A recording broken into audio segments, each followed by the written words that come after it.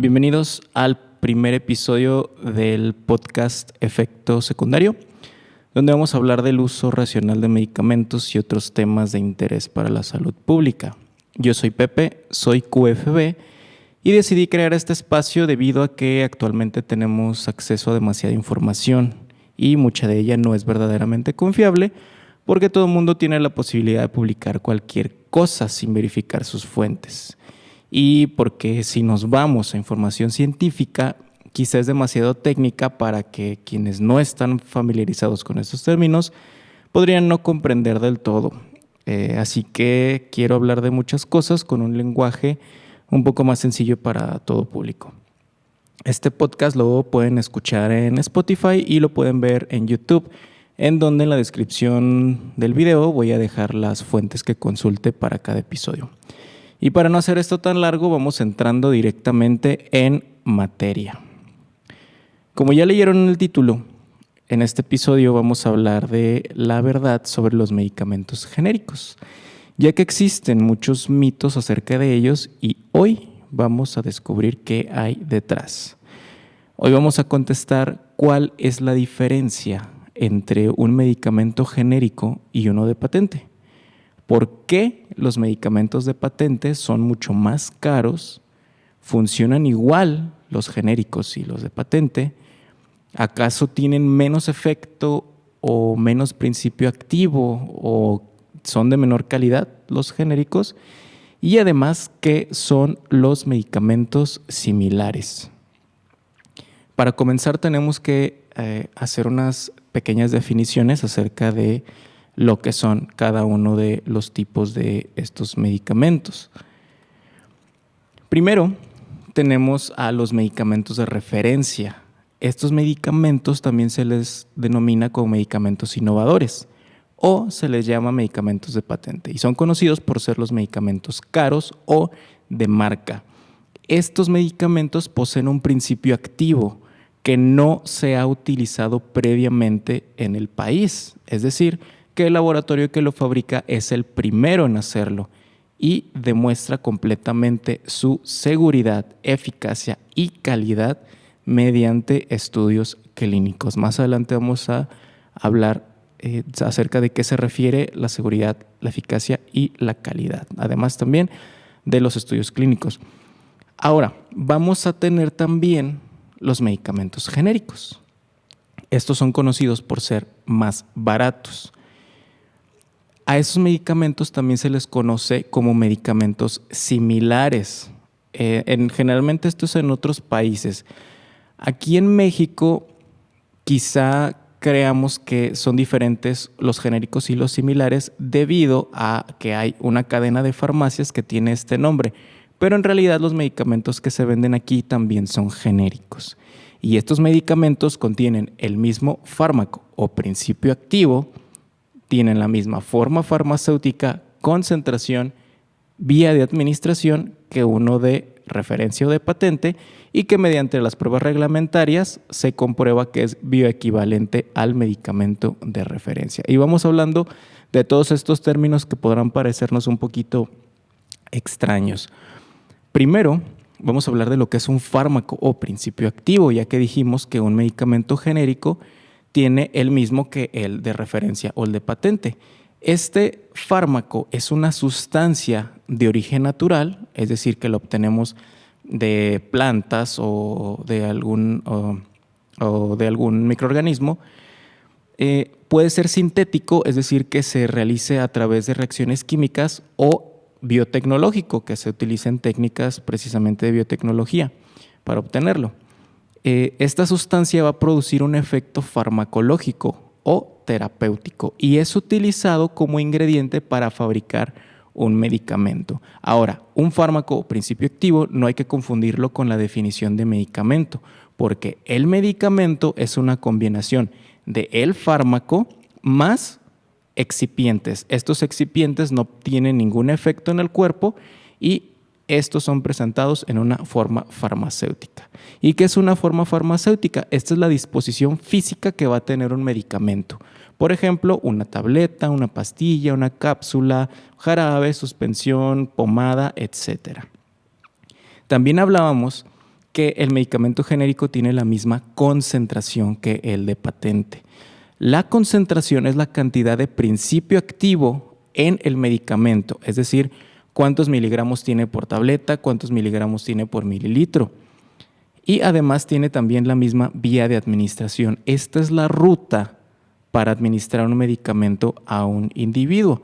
Y esta puede ser por vía oral, vía intravenosa, intramuscular, cutánea que se aplica en la piel, oftálmica que se aplica en los ojos, entre otras.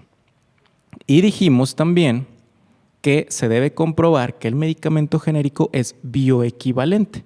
La bioequivalencia es la relación entre estos dos medicamentos que cuando se administran bajo condiciones similares o iguales, producen biodisponibilidades semejantes. La biodisponibilidad es la proporción del fármaco que se absorbe a la circulación sanguínea después de que se administra el medicamento y el tiempo que se requiere para hacerlo. Vamos a tener también unos términos que son muy importantes.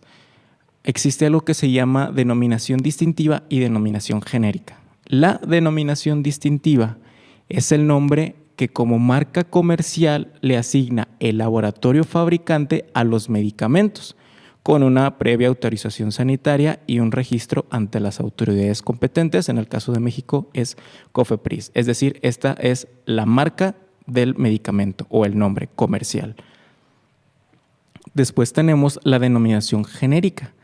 Este es el nombre del medicamento como tal, que se determina a través de un método preestablecido y que identifica al fármaco o principio activo reconocido internacionalmente y se acepta por la autoridad sanitaria. Este no va a cambiar entre laboratorios fabricantes. Siempre el nombre del principio activo va a ser exactamente el mismo. Ahora, vamos a hablar de cómo se obtiene un medicamento o en específico cómo se obtiene un nuevo medicamento. Y para esto hay que hablar de patentes. Vamos a entrar de lleno cómo se obtiene un medicamento de patente. Y vamos a hablar que una patente es el derecho de exclusividad que otorga el Estado sobre una invención y esta se tramita ante el Instituto Mexicano de la Propiedad Intelectual.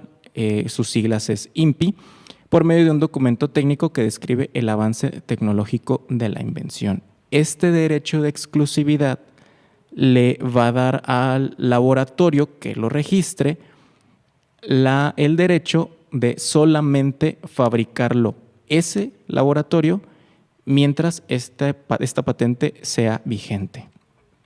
La vigencia de la patente es de 20 años. En ese tiempo, este laboratorio va a desarrollar todos los estudios necesarios para poder poner a disposición del paciente en el mercado el medicamento, lo cual le va a llevar alrededor de 10 a 15 años y muy pocos medicamentos pasan todas las pruebas para poder comercializarse. Cuando la patente vence, es decir, después de estos 20 años, cualquier otro laboratorio puede fabricar un medicamento genérico con este mismo principio activo y llevarlo a la venta.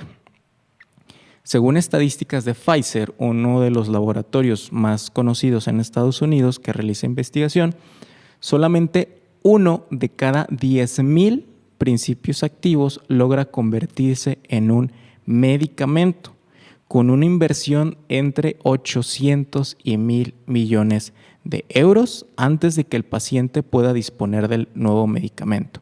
Y únicamente 3 de cada 10 medicamentos que se ponen en el mercado pueden recuperar su inversión inicial.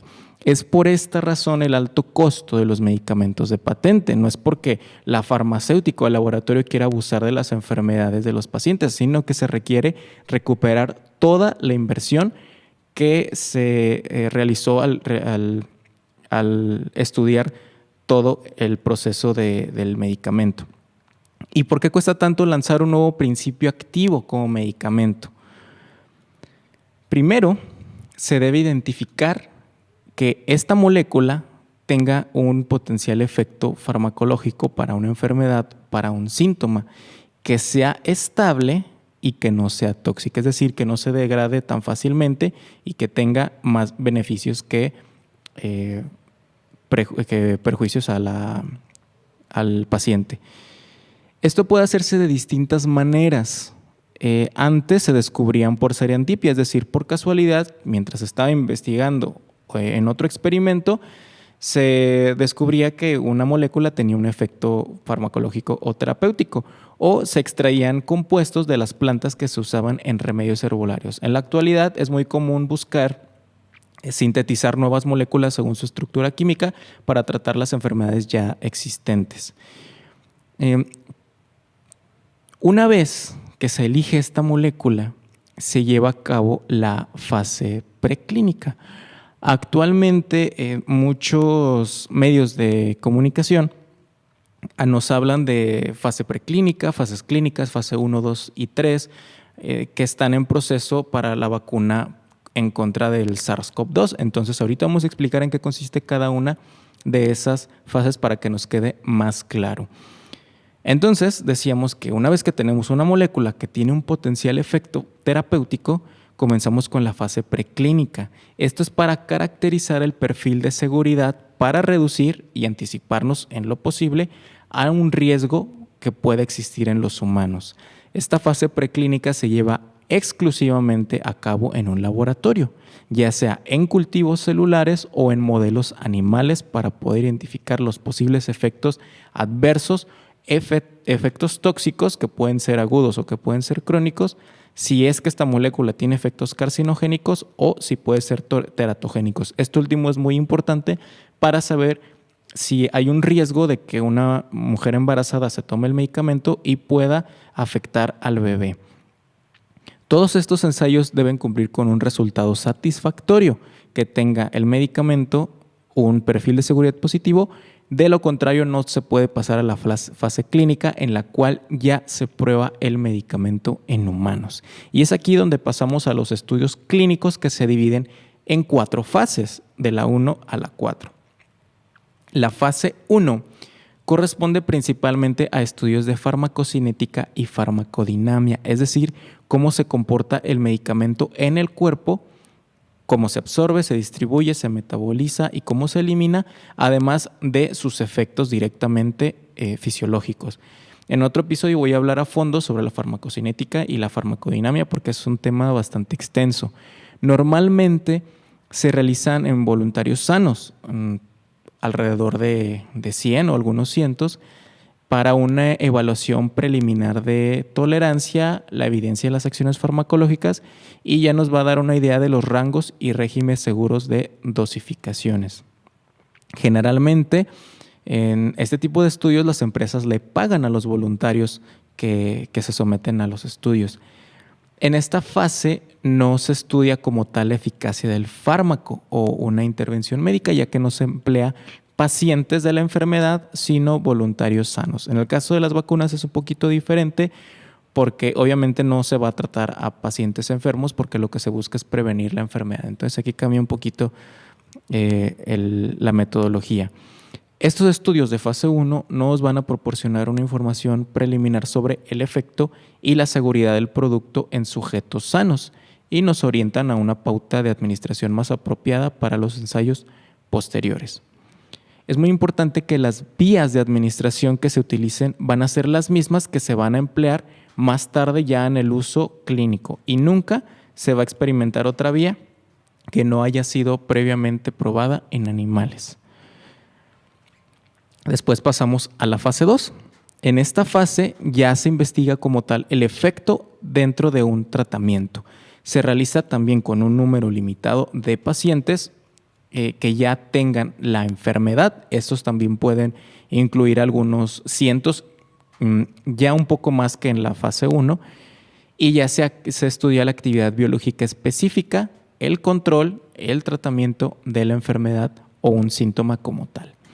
Nos sirven para elegir los fármacos o principios activos con un verdadero potencial para pasar a una fase 3, y nos dan información preliminar sobre la eficacia ya del fármaco, y se complementan los datos de seguridad que se obtienen en la fase 1. Además, sirve para determinar el rango de dosis apropiado.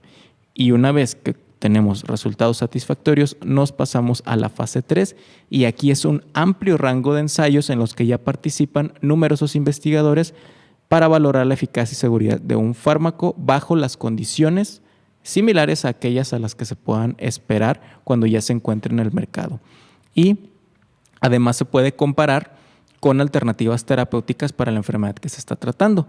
Se realiza ya con una muestra de pacientes más amplia que puede llegar hasta miles y debe ser representativa de la población a la que irá destinado el medicamento, ¿no? Ya hablando de diferentes características dentro de la población.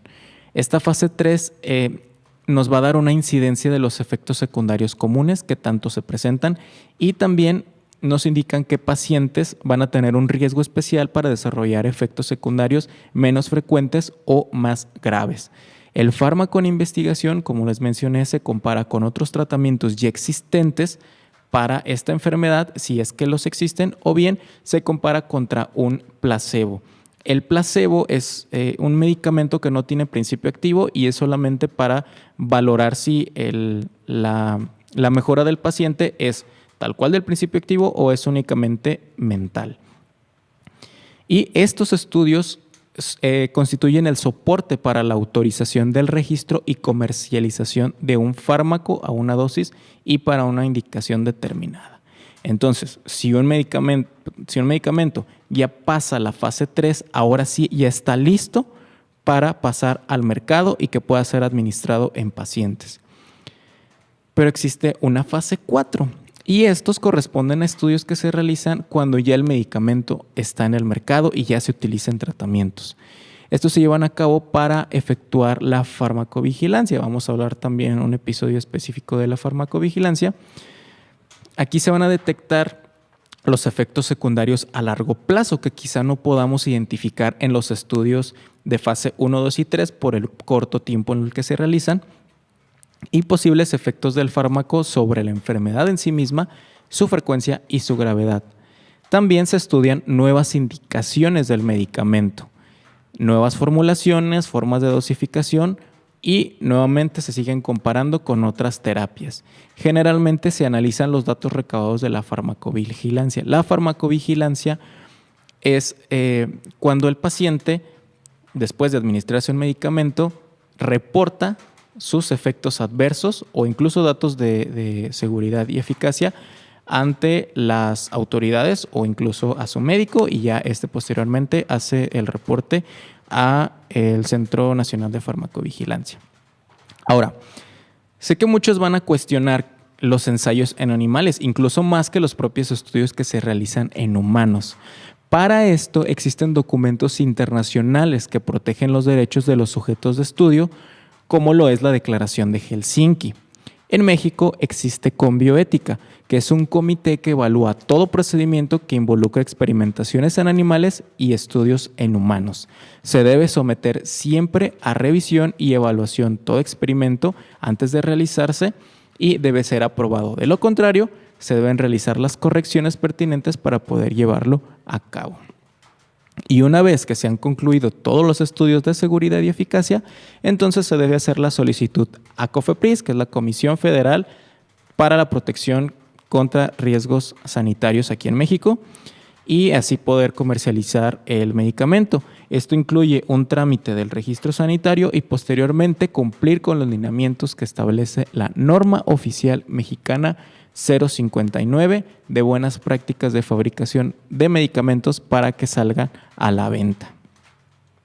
Ahora bien, ¿qué pasa cuando una patente vence y otro laboratorio quiere fabricar un medicamento con el mismo principio activo? Misma dosis, misma forma farmacéutica y vía de administración. Bueno, primero debe consultar ante el INPI que la patente ya haya vencido para poder comenzar con sus estudios. Los medicamentos genéricos también tienden a costar menos que los de marca o los de referencia porque los fabricantes de los genéricos no tienen que repetir los estudios en animales y estudios clínicos en humanos, que ya le fueron exigidos al que registró la patente para demostrar la seguridad y eficacia. ¿Por qué? Porque esta seguridad y eficacia del principio activo ya quedó demostrada por los estudios del laboratorio que comercializó el medicamento por primera vez, por lo que únicamente se debe comprobar que el medicamento genérico sea intercambiable. Al demostrar esta intercambiabilidad con algunos estudios, por ende, se demuestra que la seguridad y eficacia del medicamento es la misma, por lo que el costo puede reducirse hasta un 85% respecto al de referencia. ¿Y qué son los estudios de intercambiabilidad? Bueno, para esto nos vamos a ir a otra norma oficial mexicana, que es la 177.